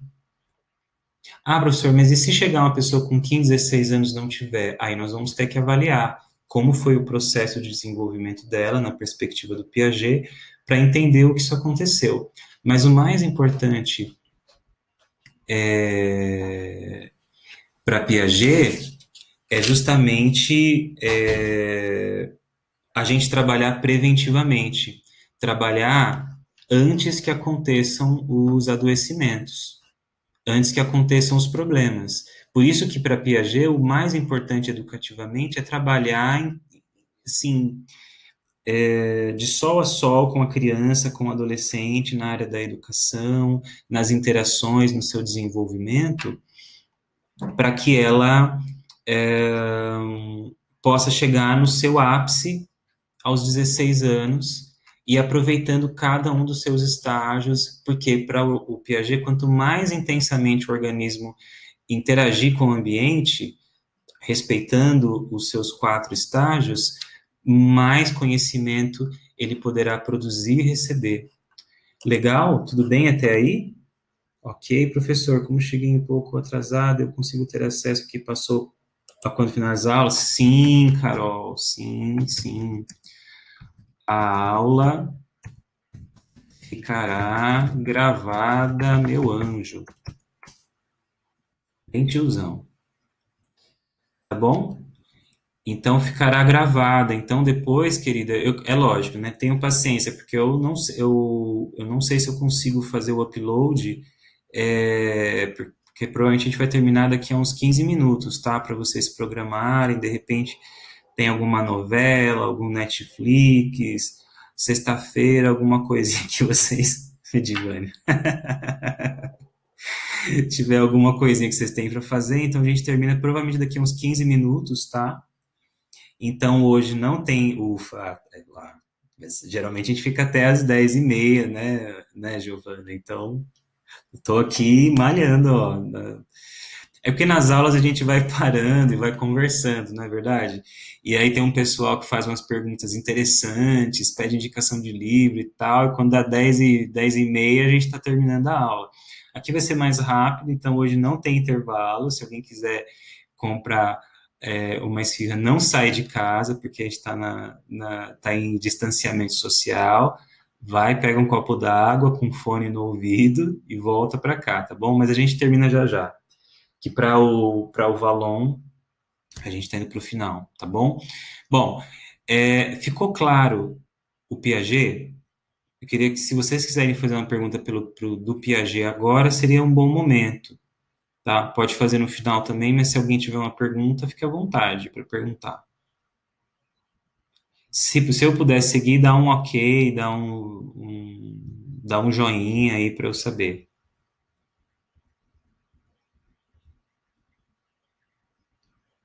Para hoje, gente.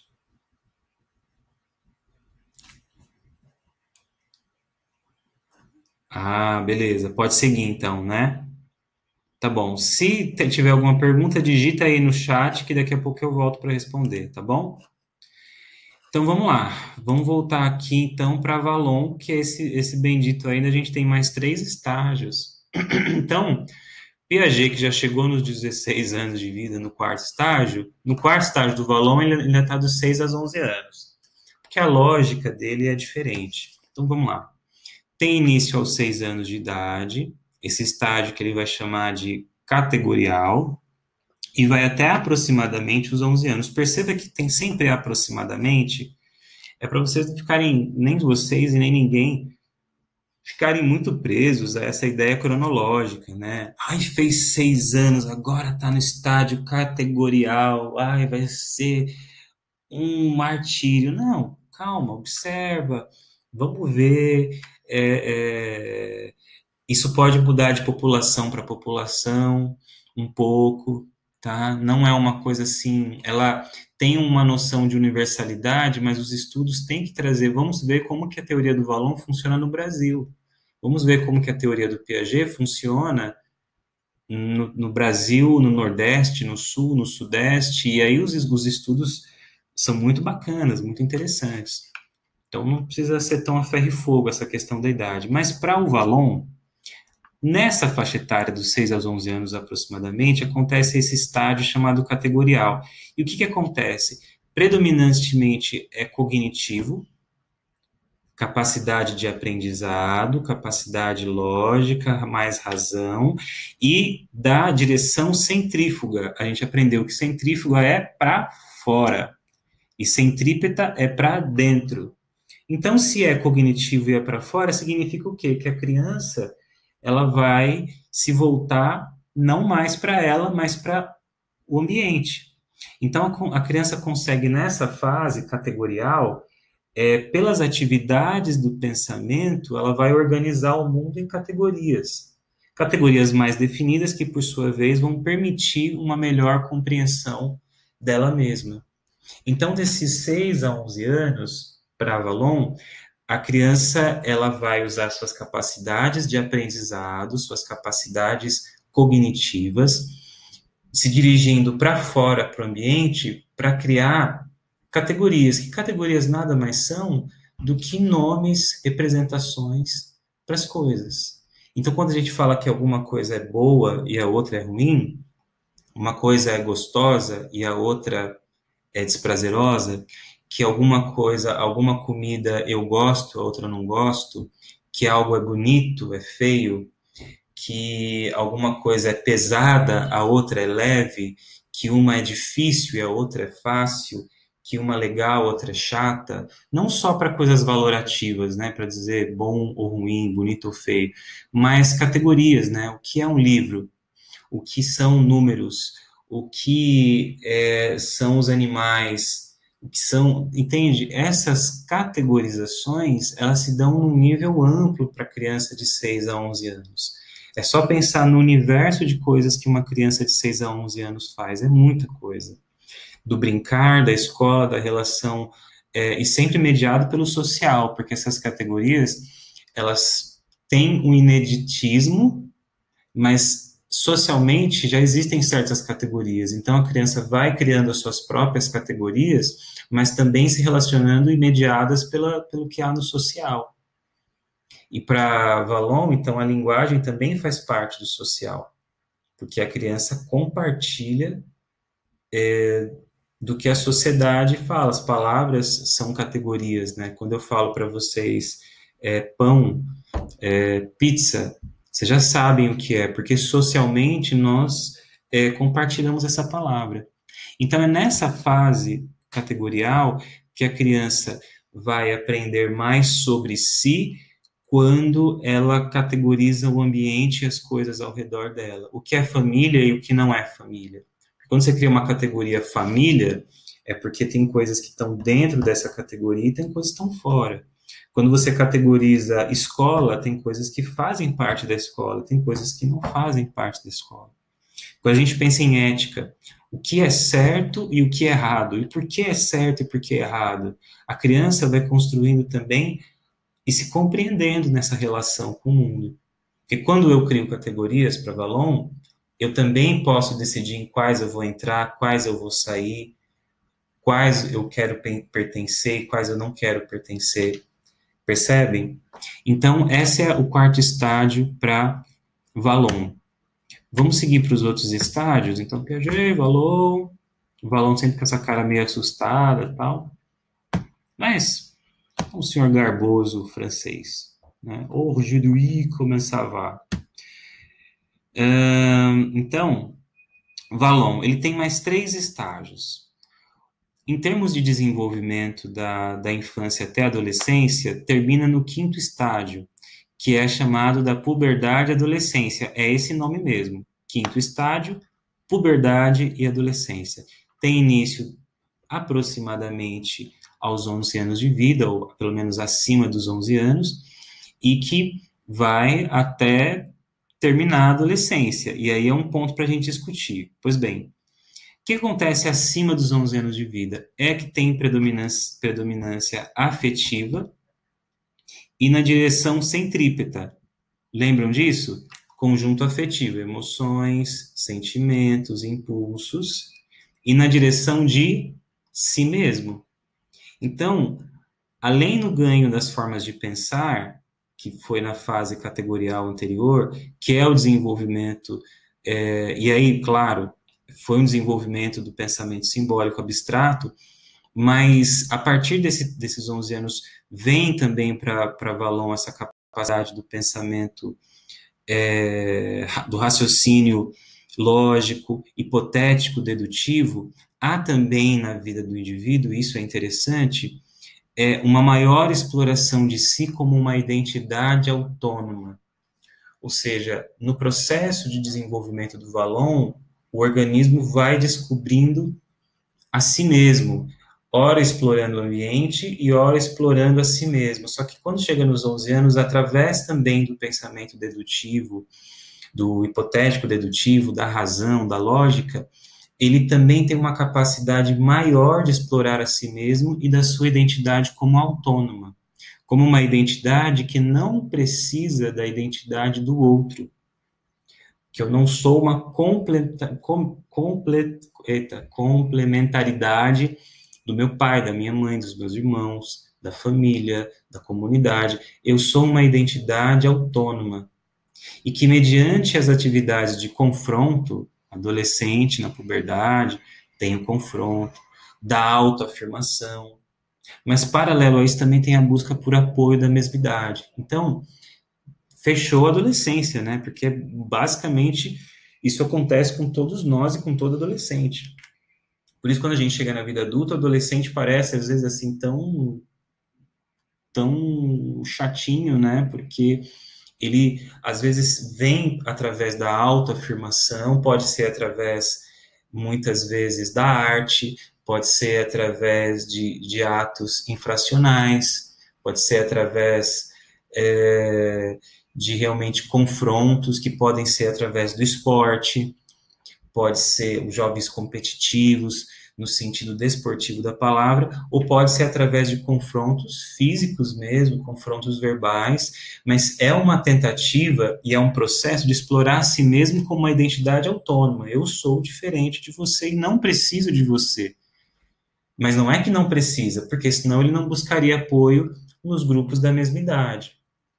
E isso é muito corrente nos adolescentes. Agora, o próximo estágio, que é o estágio adulto, não tem idade. Isso é interessante, e nem a velhice. Tem os nomes, né? Quinto estágio, puberdade, adolescência, sexto estágio, adulto, e o sétimo estágio, velhice. Por que que não tem idade no estágio adulto e na velhice? Vejam bem, meus caros, minhas queridas. Porque para Valon, para se tornar um adulto, a gente tem que equilibrar os dois conjuntos, o afetivo e o cognitivo, e achar um equilíbrio entre as direções centrífuga e centrípeta. Aí ele cita, a vida adulta é dos êxitos, é dos fracassos, tanto na vida privada como na vida pública, na vida que ninguém vê, na vida que todo mundo vê, na nossa vida profissional. Então, o que Valon, de uma certa maneira, está apontando para a gente? Que a vida adulta não é uma idade cronológica. A vida adulta é um estágio do desenvolvimento. A gente não se torna adulto pela nossa idade cronológica, 18 anos, agora tu é adulto, pode casar, pode comprar não sei o quê, mas também pode ser preso. Não, o adulto, embora do ponto de vista do Estado, do Estatuto da Criança e do Adolescente, da Constituição Federal, pode ser a partir dos 18, ou dependendo, a partir dos 21 para algumas coisas. Tem teóricos do desenvolvimento mais moderno que falam, por exemplo, na Europa, que a adolescência talvez vá até os 24 anos. Até os 24 anos, professor? Tem gente que fala isso, e com estudos, tá? Não é da cabeça deles, não, assim, é através de estudos científicos. Mas o que Valon traz para a gente é interessante porque ele está dizendo se tornar adulto é parte do nosso desenvolvimento. Olha que interessante. Então, eu não atinjo a vida adulta pelo que eu conquisto, a minha profissão, por eu conquistar bens, por eu conquistar status, por eu conquistar idade cronológica. Eu me torno adulto quando eu atinjo esse equilíbrio entre meus conjuntos afetivos, meus impulsos, as minhas emoções, e os meus conjuntos cognitivos, a minha capacidade de aprender, de raciocinar, de chegar a respostas através de proposições verbais, e também numa direção que tanto é para fora como é para dentro. Eu não sou nem tanto autocentrado, só fico preocupado comigo mesmo, e nem também sou voltado só para fora, só tentando conhecer o externo sem tentar me descobrir também.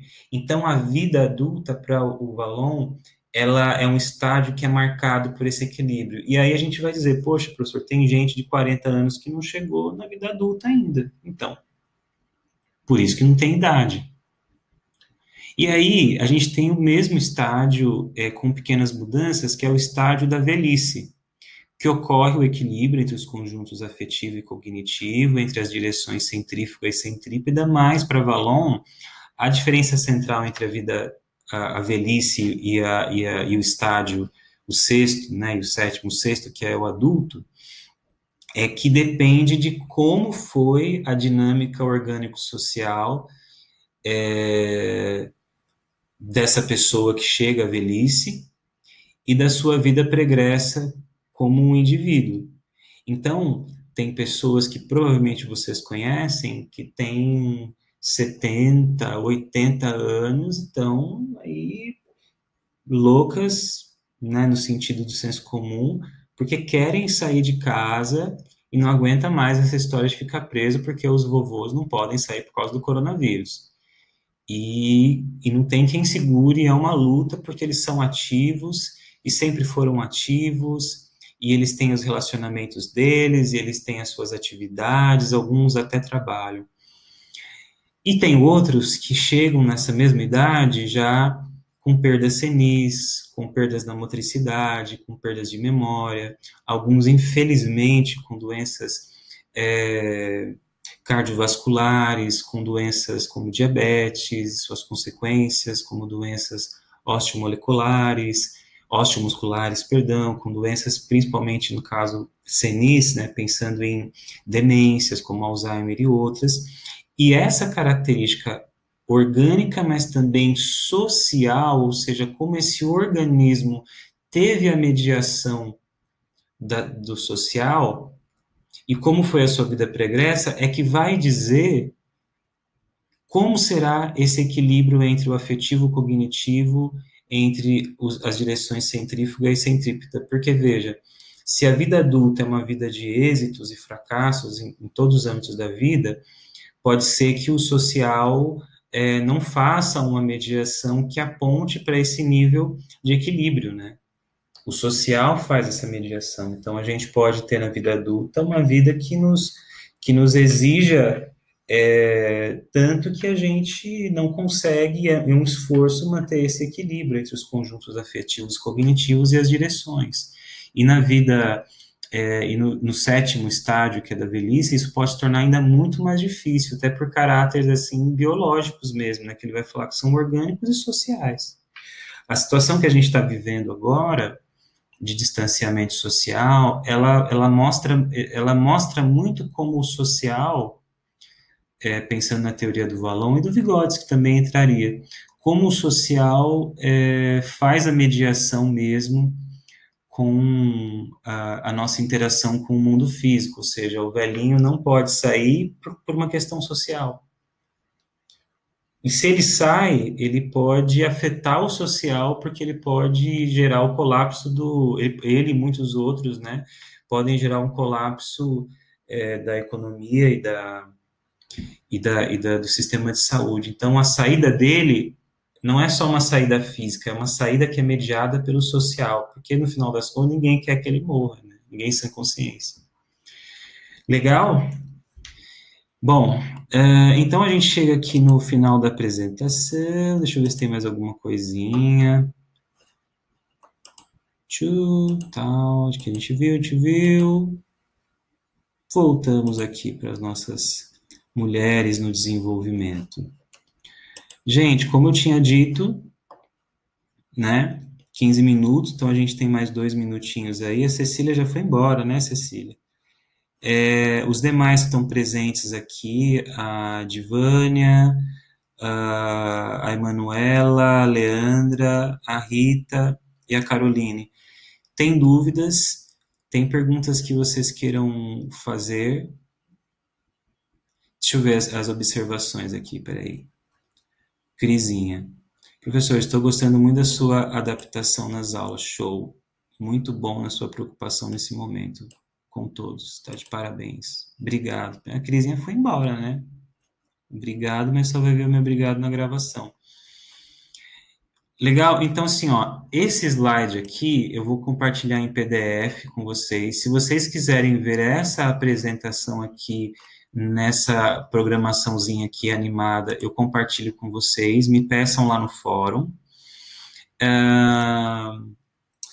Que mais? Deixa eu voltar meu rostinho aqui para vocês me verem.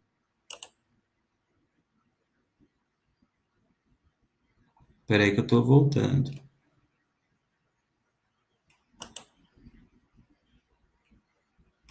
Ixi, eu acho que eu não vou conseguir. Ah, gente, legal. Também gostei de ativar microfone. Acho que eu não vou conseguir ver vocês mais não, porque aqui não está voltando. Ah, tudo bem. Acho que vocês não vão conseguir me ver mais.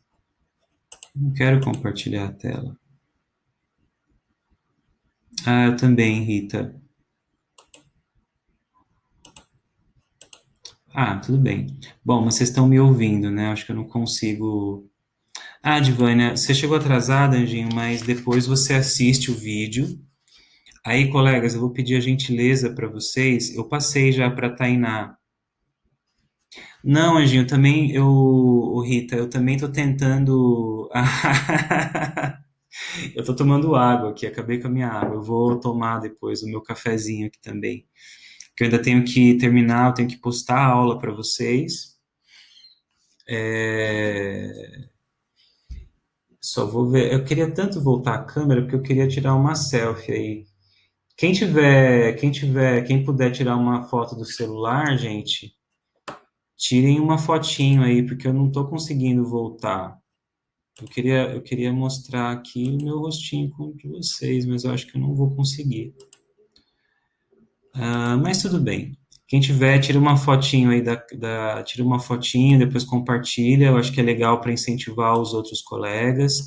Se vocês gostaram, gente, tá todo mundo descabelado aqui. O professor é o primeiro.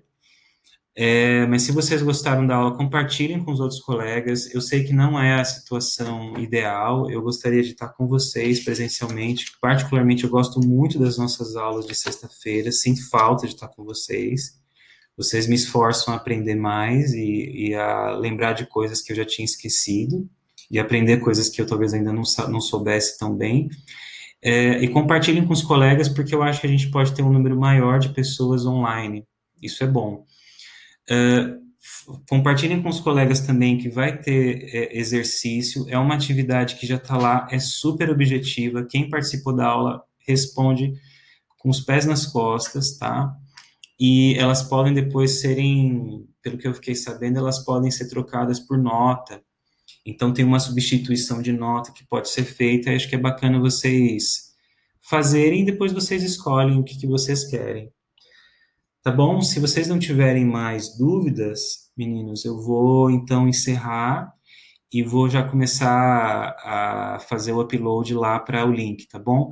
Então acho que até umas 11 horas da noite a gente já está com o vídeo lá e tentem fazer atividade, tá? Não deixem para a última hora. Tá bom, meninas e meninos? Cuidem-se, espero vê-las e vê-los em breve aí, presencialmente. Aí a gente, sem coronavírus, consegue dar um abraço de verdade, né? Isso, Giovana, a atividade é a atividade da aula de hoje, tá, querida? Cada aula vai gerar uma atividade. Hoje tem uma atividade que é uma pergunta de múltipla escolha. Faço a pergunta e vocês respondem. Ah, pode colar? É lógico que pode. Colar como? Da sua inteligência, entendeu? Do que você aprendeu. Abre lá o slide, tá toda a resposta lá, tá bom? Então tá bom, meninas. Bom final de semana para vocês. Se cuidem e a gente vai se falando. Um abração.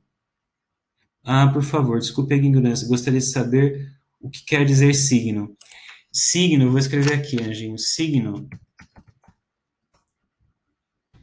Signo igual a significado. Não é ignorância, não. Muita gente acha que sabe disso e não sabe, mas significante. Tá? Então, o que é o significado? Significado é igual a o conteúdo. E o significante é igual a imagem mental. Então, Anjinho, é o seguinte, quando eu falo que alguma coisa é um signo, ela significa, é a linguagem, por exemplo, a linguagem é um signo. Se eu falo para você assim, mexerica, quando eu falo mexerica para você, tem duas coisas que acontecem. Ah, pode ser um símbolo? Sim, pode ser um símbolo. Só que o signo, ele tem um significado, ele tem uma importância talvez um pouco maior que o símbolo, porque o signo talvez a linguagem é a melhor representação. Porque, por exemplo, se você pensar, vamos pensar mexerica. Quando eu falo mexerica, vem para vocês assim, a fruta, vem a palavra. Então, quando eu falo mexerica, o que significa mexerica? Significa o nome de uma fruta aqui do Brasil, bem gostosa, e tem vários tipos, e ainda não está na época de comer. Mas isso é o significado, é o conteúdo. Qual é o significado de mexerica? Uma fruta.